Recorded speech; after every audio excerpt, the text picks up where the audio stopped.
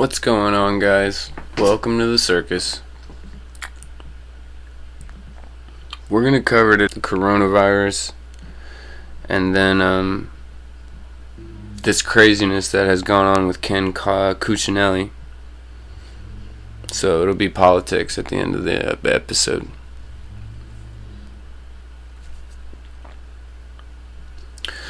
Talking about the coronavirus, we've already covered most of the things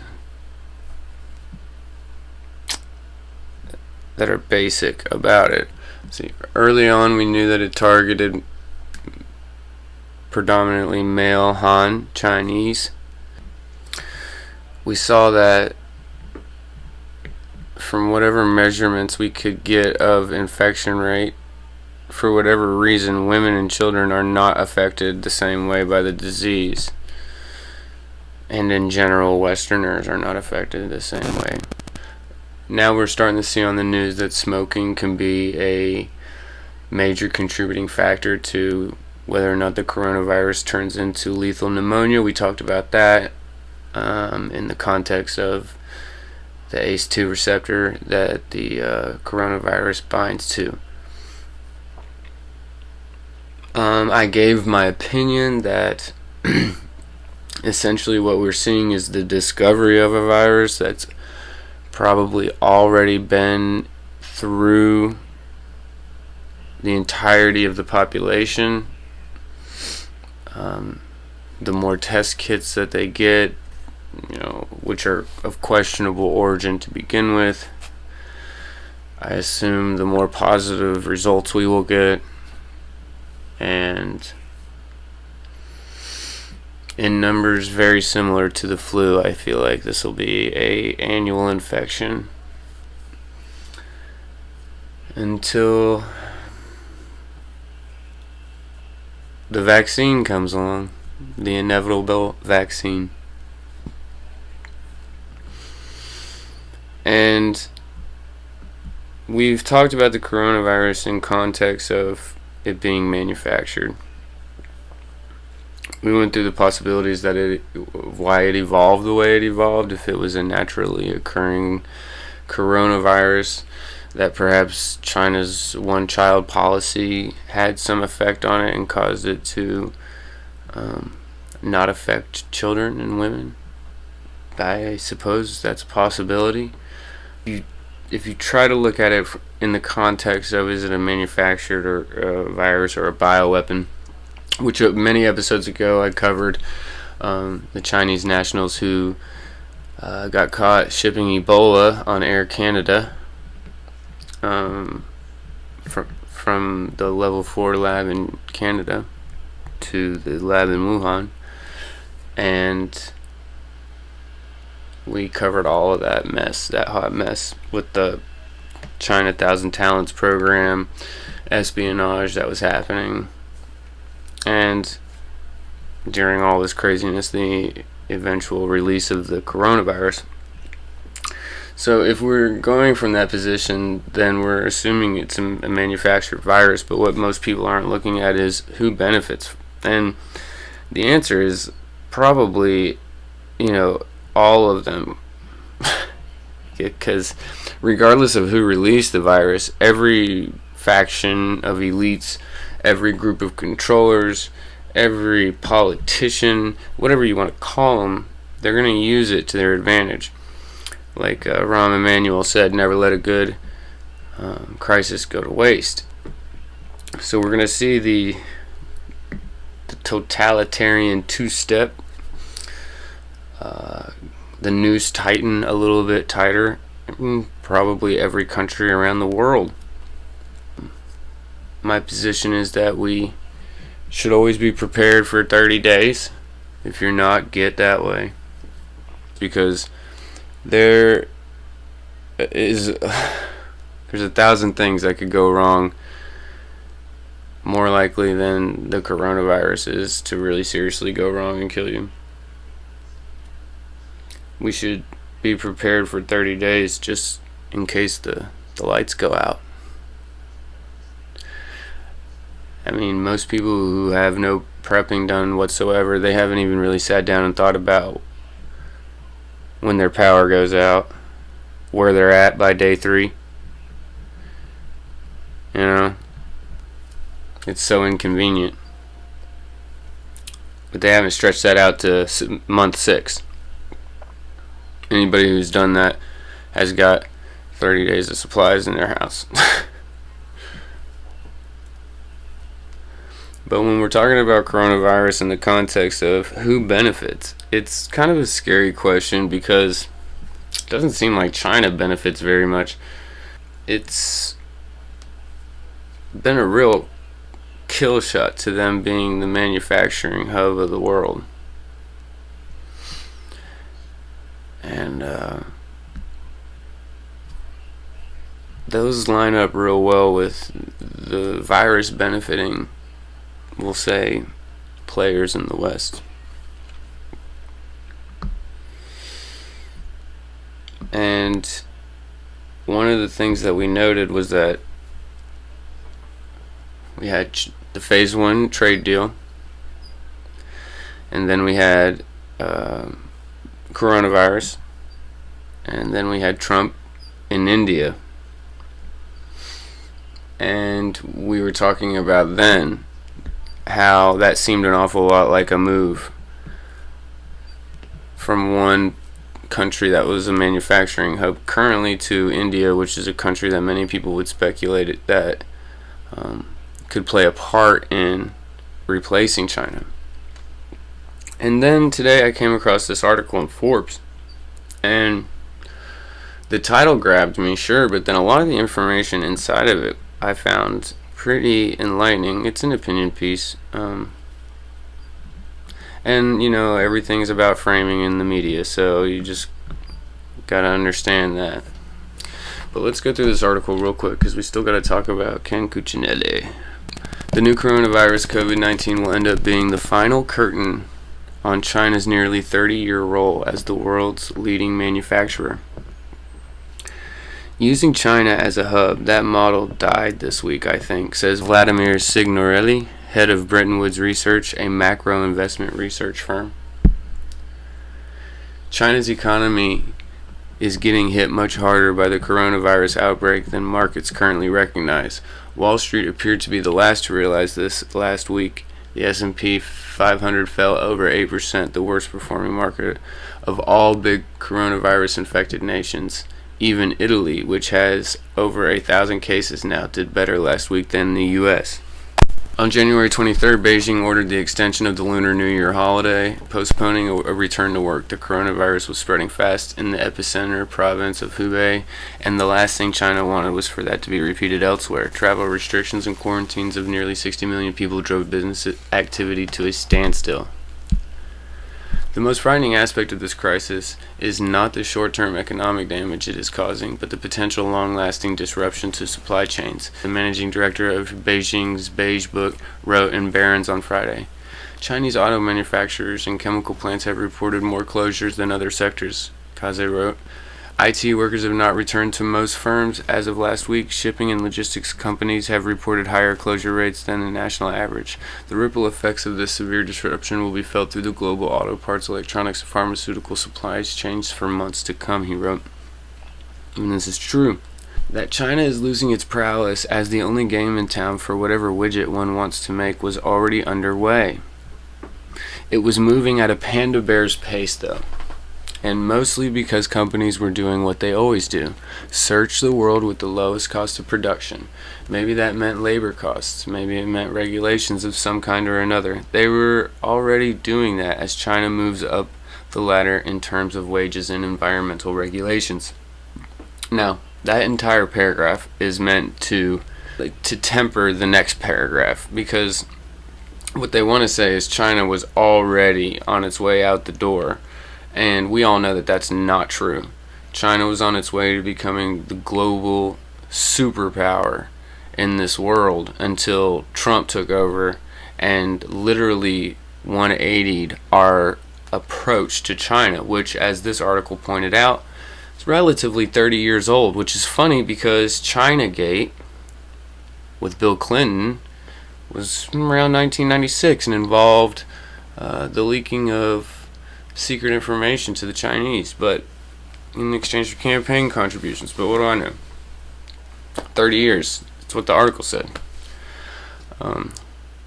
But this paragraph here, it's meant to completely negate what they're about to say after this. As if this panda bear, this metaphorical panda bear, was moving at a panda bear's pace. Okay. Under President Trump, that slow-moving panda moved a little faster. Okay. Companies didn't like the uncertainty of tariffs. They sourced elsewhere. Their China partners moved to Vietnam, Bangladesh, and throughout Southeast Asia. So, Trump takes over. He completely hammers China with tariffs and begins the negotiations for the Phase 1 trade deal. In the middle of all this economic uncertainty, all the other companies, all of our U.S.-based companies that moved to China and were completely dependent on China, it was as if they were awoken from a slumber, in that there are other countries in the world that can make these things, and you should not be this dependent on one source. And so the companies had already started modifying and evolving and adapting their supply chain economics before coronavirus was ever even spoken of. From the day Trump won and started tariffs, companies started this process. And I'm sorry, but if there were some companies that had started this process before Trump, they would have been foolish, because under a Clinton or a Biden, China would be the center manufacturing hub. So this move happened post-Trump. And I think that this article is trying to minimize that. That's fine. But the truth is the truth. Enter the mysterious coronavirus believed to have come from a species of bat in Wuhan. And anyone who wanted to wait out Trump is now forced to reconsider their decade-long dependence on China. It's an important paragraph, because many people were hoping that they would be able to wait out Trump. And coronavirus has come along, and it is creating a sense of urgency in these companies. Many of these companies are leaving China altogether because of it. Many of these companies are changing their supply chain because of it. In most occasions, that lines up with the best interests of the nation. The coronavirus is China's swan song. There is no way it can be the low-cost world manufacturer anymore. Those days are coming to an end. If Trump wins re-election, it will only speed up this process, as companies will fear what happens if the Phase 2 trade deal fails. No, if Trump wins re-election, this will speed up exponentially, because they know that is what Trump's going to make happen. Picking a new country or countries is not easy. No country has the logistic setup like China has. Few big countries have the tax rate that China has. Brazil surely doesn't. India does, but it has terrible logistics. Then came the newly signed USMCA Canada agreement signed by Trump into law last year. Mexico is the biggest beneficiary. Yes, it's Mexico's turn. Mexico and the U.S. get along. They're neighbors. Their president wants to oversee a blue-collar boom in his country. Trump would like to see that too, especially if it means less Central Americans coming into the U.S. and depressing wages for American blue-collar workers. Once again, moving to Mexico as the trade deal, as the manufacturing hub, once again benefits the Trump doctrine. There will be less of a reason for people to illegally cross the border if there is a blue-collar boom going on in Mexico. It's also easier for American companies. It goes on to say, according to 160 executives who participated in Foley and Lardner LLP's 2020 International Trade and Trends in Mexico survey released on February 25th, respondents from the manufacturing, automotive, and technology sectors said they intended to move business to Mexico from other countries, and they plan on doing so within the next 1 to 5 years. Our survey shows that a large majority of executives are moving or have moved portions of their operations from another country to Mexico, says Christopher Swift, Foley partner and litigator in the firm's government enforcement, defense, and investigation practice. Swift says the move is due to the trade war and the passing of the USMCA. Boom. That's it. That's why. The Phase 1 trade deal is a positive, but the coronavirus, while likely temporary, shows how an over-reliance on China is bad for business.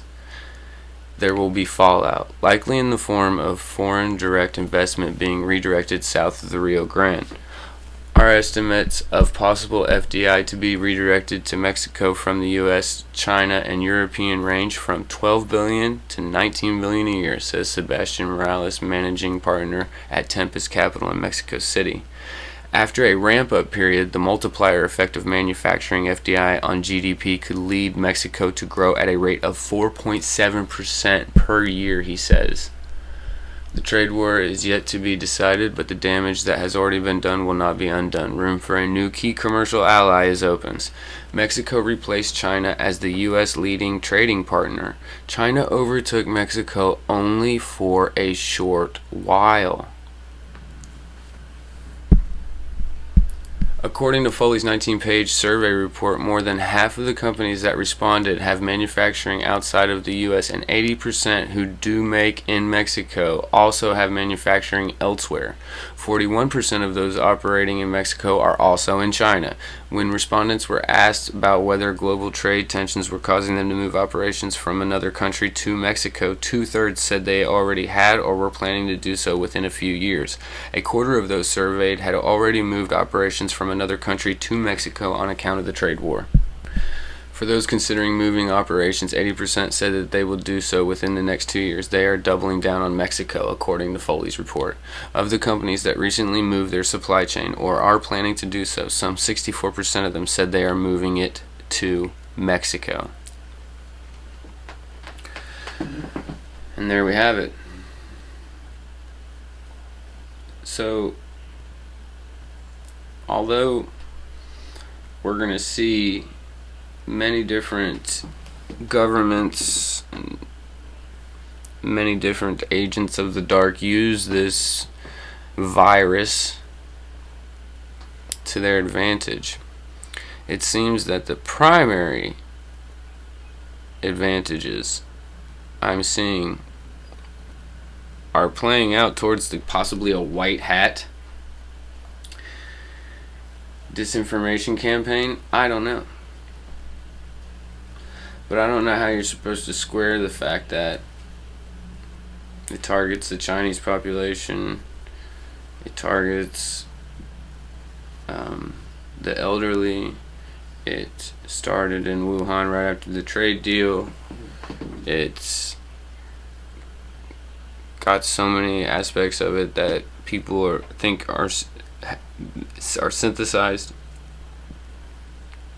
It is from a very common family of viruses that are pretty much everywhere all the time. And it's speeding up the end of China exponentially.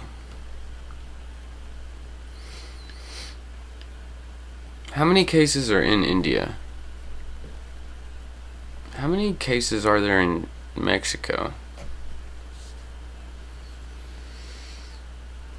Because it seems like those are the two countries Trump's targeted to replace China.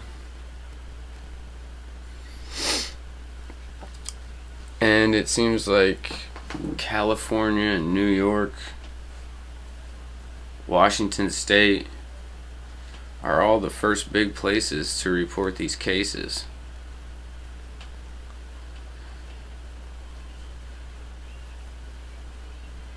So there's a lot of things to think about. in the context of the coronavirus. Personally, I think that it's difficult to trust anything that we see on a screen now. The cabal is in its death throes, and so, like a person not wanting to leave this earth, they are fighting with all their might. And what does that look like for us, with all of the actual wars not coming to fruition over the past few years, i.e. North Korea, Venezuela, Syria, Iran, none of it working out. A coronavirus, which they've been talking about for many, many years, is now going to be unveiled to the world. And I saw those cases in Washington State, and it was trying to get victim identification, and yeah, I finally found out it was like a 70-year-old male in a nursing home. And I was like, oh God, because you imagine coronavirus in a nursing home. I mean, how many worse places could you imagine it? Maybe on a cruise liner? I mean, it couldn't get any worse than an old folks home. And they didn't feel like that was an important aspect of the story to focus on. They just said it in passing, as if it wasn't darn near a sure thing that everyone in that senior living home has it now, and they're all dangerous population to get it. You might end up seeing misrepresentative numbers coming out of Washington, all based off the fact that the infection happened at an old folks' home, and a bunch of them are dying. The virus doesn't seem to affect children, age 10 and down. And we talked about cigarette smoking being related to the ACE2 receptor now. We talked about smoking being a dangerous identifier for this virus 3 weeks ago.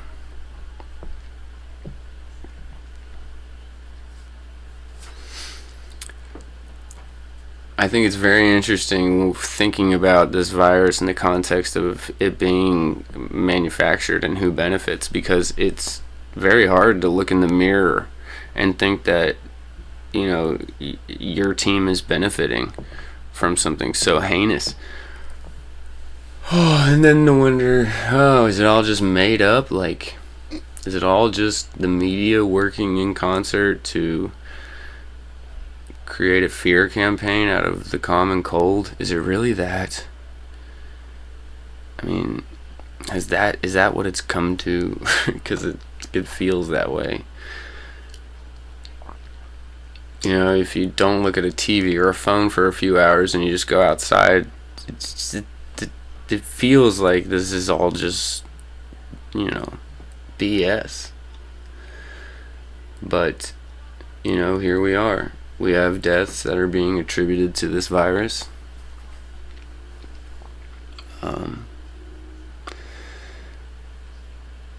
And we're going to have more deaths attributed to it. You could imagine, you know, the test kits are inaccurate. They've said that, testing people over and over again, and they testing negative for it, and then they test positive. You could imagine that anybody who tested positive of the coronavirus and died of pneumonia is going to be put in that casualty category. And if you look at who the virus is targeting, predominantly, you know, people above 70 with pre-existing conditions, it really frames things in a less terrifying way. But, you know, the mainstream media is going to mainstream media. They got 24 hours in the day. and they've put themselves in the position where they have to fill all those hours all the time with something. And when you're in that position, you're going to be BSing a lot. But we'll continue to keep track of this, and they're going to continue to throw numbers at us, guys. The big thing to do is keep an eye out on what's happening around you. And if I catch anything that really causes me to change my opinion on this,